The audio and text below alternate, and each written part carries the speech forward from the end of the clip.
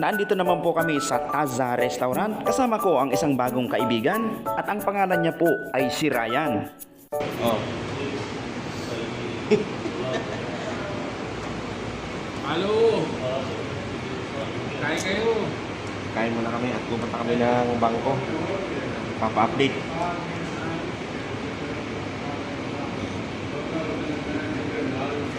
Sausawan.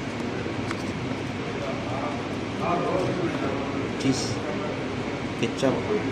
Ito na nga po ang pinakausong pagkain dito. Sa halip na kanin ay kubos po ang kapartner ng fried chicken na to. Taza.